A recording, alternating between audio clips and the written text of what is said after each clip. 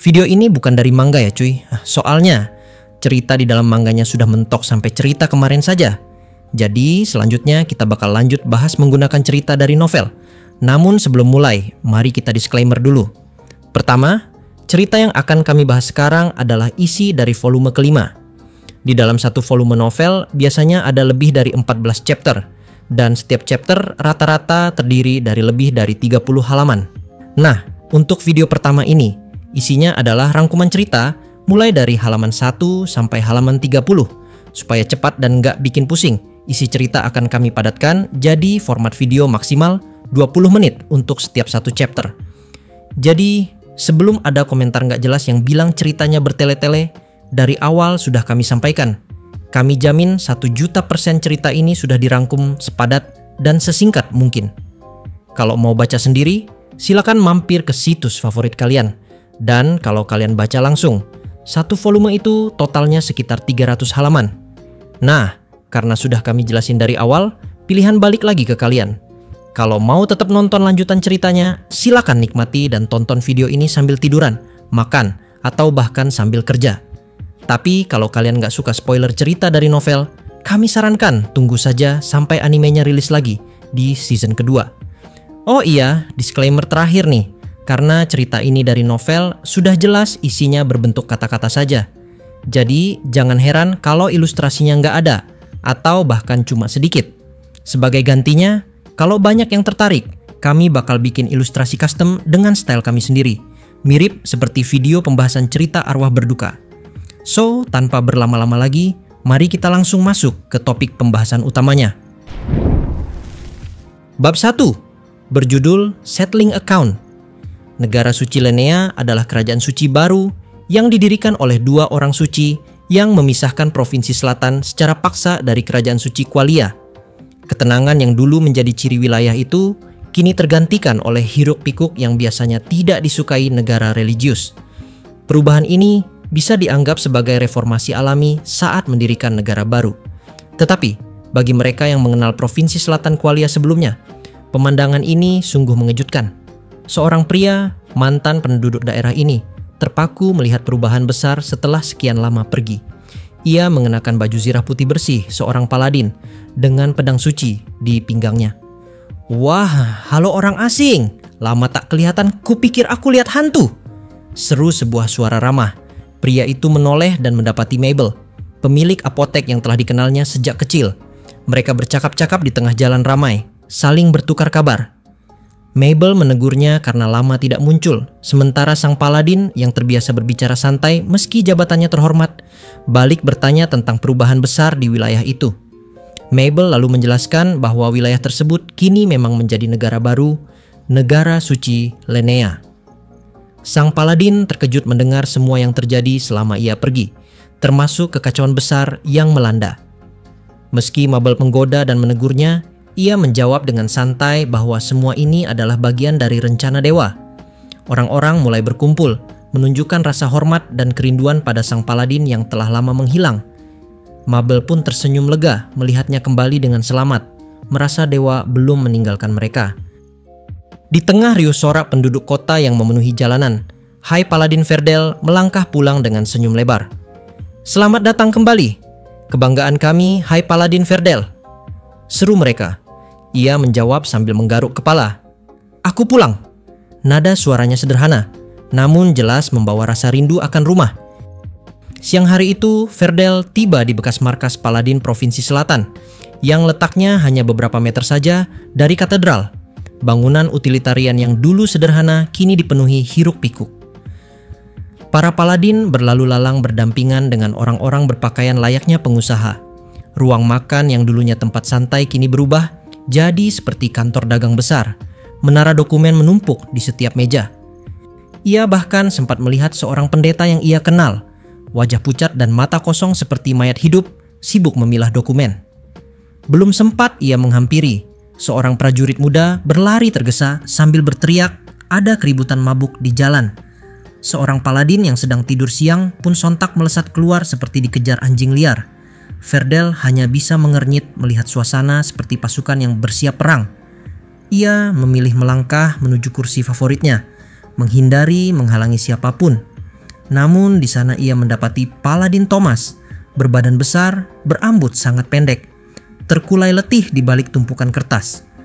Meski sahabatnya itu tampak seperti mayat yang mengisi formulir, Verdel tetap menyapanya dengan nada bercanda.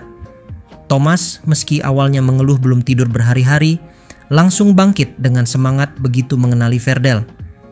Ia melompat, memeluknya erat dalam pelukan persaudaraan yang hangat, menunjukkan hubungan lama yang sudah terjalin lewat banyak misi berbahaya.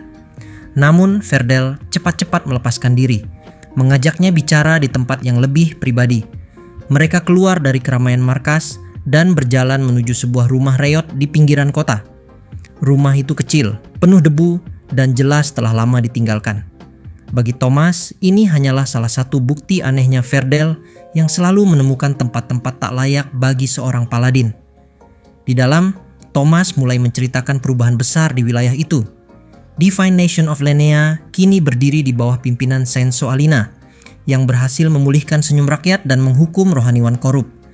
Banyak hal yang dulu memalukan untuk dibicarakan kini dapat dikecam terang-terangan. Namun Verdel menanggapinya dengan nada hambar, bahkan menyindir bahwa semua itu terasa seperti penyembelihan massal. Thomas menegurnya, mengingatkan bahwa ini adalah hukuman suci dari dewa. Ia juga mengabarkan bahwa keputusan eksekusi disebut Divine Punishment sebenarnya dijatuhkan oleh Commander Fjord bersama seorang wanita misterius bernama Lady Erakino yang disebut teman Sang Saint. Percakapan bergeser ke kenangan lama saat mereka masih squire, menyelinap keluar barak untuk bersumpah melindungi rakyat dan menghapus kesedihan dunia. Thomas menegaskan bahwa sumpah itu masih dipegangnya, lalu bertanya apakah Verdel juga masih memegang janji yang sama. Verdel menjawab bahwa pedangnya tetap setia pada rakyat dan imannya pada dewa tak padam, meski caranya sering membuat orang ragu. Akhirnya Thomas mengingatkan dengan nada serius agar Verdel menahan sikapnya. Ia khawatir jika Verdel tidak berhati-hati, Senso Alina bisa saja menjatuhkan Divine Punishment kepadanya. Verdel hanya tersenyum kecil, lalu kembali pada tujuan awal. Ia memang memanggil Thomas untuk membicarakan sesuatu. Thomas yang berdiri di dekat jendela berdebu untuk memperkirakan waktu dari posisi matahari membelakangi Verdel. Saat itulah dengan nada santai, Verdel berkata, "Sebenarnya sederhana saja." Lalu tanpa peringatan, ia menancapkan Holy Sword-nya menembus punggung Thomas. Teriakan Thomas memecah udara. Meski kesakitan luar biasa, naluri Paladin membuatnya berguling menjauh, mencabut pedang dari tubuhnya, dan menatap tak percaya pada sosok yang baru saja menyerangnya. Itu benar-benar Verdel, sahabat yang dulu ia percaya mati-matian. "Kenapa?" Suaranya parau, nyaris tak terdengar. Verdel menatapnya datar dan menjawab singkat, "Karena semuanya sudah berakhir untukku." Tanpa ragu, ia mengayunkan pedangnya sekali lagi, menebas sahabat lamanya hingga terjerembab dalam kegelapan abadi. Tatapannya tetap setegar batu, tak sedikit pun bergoyang, bahkan saat kehidupan perlahan meninggalkan tubuh Thomas. Scene pun kini berpindah menuju ke dalam cerita berikutnya. Kantor markas Paladin bekas Provinsi Selatan penuh sesak dengan para Paladin yang tenggelam dalam tumpukan pekerjaan tanpa akhir. Seorang High Paladin yang sedang memikirkan cara mengalihkan dana demi menutup kekurangan anggaran, melihat sosok familiar di ambang pintu dan menyapanya. "Oh, kau sudah kembali? Kalian tidak pulang bersama?" tanyanya, mengira Paladin Thomas akan kembali bersama orang yang tadi pergi bersamanya. Namun ternyata Thomas datang sendirian. Meskipun penasaran dengan apa yang mereka bicarakan secara rahasia, Sang High Paladin memilih tidak bertanya lebih jauh. Ia tak ingin terlibat dalam urusan faksi lain. Thomas hanya membalas sapaan itu dengan anggukan tanpa banyak bicara. Jika ada masalah, pasti ia sudah mengatakannya. High Paladin itu pun berasumsi bahwa pertemuan Thomas dengan temannya berjalan lancar. "Kalau begitu, kita kembali ke kerjaan. Gunung pekerjaan ini tidak akan beres sendiri," ujarnya. Ia lalu teringat ada berkas baru yang masuk ketika Thomas pergi makan siang. Dengan sedikit rasa bersalah, ia menyerahkan map tambahan itu. Thomas menerimanya tanpa keluhan, lalu kembali ke mejanya. High Paladin itu mengucapkan terima kasih. "Terima kasih, Paladin Thomas." Di kota suci Amrita, dulunya kota terbesar di Provinsi Selatan Qualia, dan kini ibu kota negara suci Lenea. Jalan-jalan berliku, dan tata kotanya yang rumit kerap membuat bahkan penduduk asli tersesat. Di ujung salah satu gang sempit, High Paladin Fjord, komandan Ordo Paladin Lenea, dipandu menuju sebuah blok suram yang terhalang sinar matahari oleh deretan rumah 2 lantai. Di sana, klerik Cayman, penanggung jawab paroki setempat, menyambutnya. Para klerik adalah pendeta ahli penyembuhan dan medis yang juga bertugas memeriksa kematian tidak wajar. Kali ini, yang tergeletak di hadapan mereka adalah mayat hangus, daging dan tulang menghitam hingga hampir tak berbentuk. Luka pada tubuh korban mengungkap pukulan benda tumpul, sayatan senjata tajam, lalu dibakar hidup-hidup oleh api yang sangat panas. Namun anehnya, tidak ada tanda kebakaran di sekitar lokasi. Cayman meragukan pelakunya adalah manusia, karena tidak mungkin manusia biasa bisa mengalahkan High Paladin. Fjord menyadari kemungkinan itu, tetapi menahan diri agar tidak memicu kepanikan. Situasi semakin mengerikan ketika seorang paladin muda menyadari korban mengenakan sisa-sisa zirah paladin meski sulit dikenali jenis kelaminnya. Berdasarkan potongan zirah, korban diyakini adalah seorang High Paladin, prajurit yang mampu membunuh lich atau bahkan naga rendahan. Ini berarti pelaku bukan penjahat biasa, melainkan monster mematikan atau organisasi kriminal berbahaya. Penyelidikan tidak menemukan barang pribadi atau ciri yang bisa mengungkap identitas korban. Wajahnya rusak parah, entah disengaja atau tidak.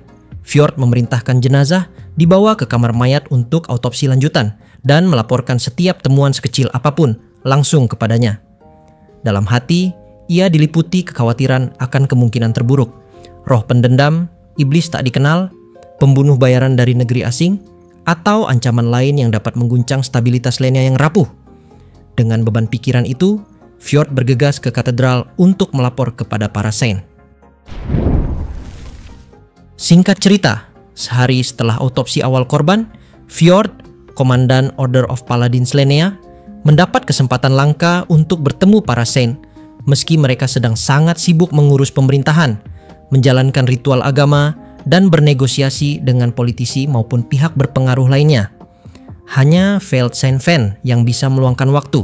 Saint Soalina sibuk dengan urusan lain, sementara Erakino datang dengan alasan punya waktu luang karena rasa penasarannya.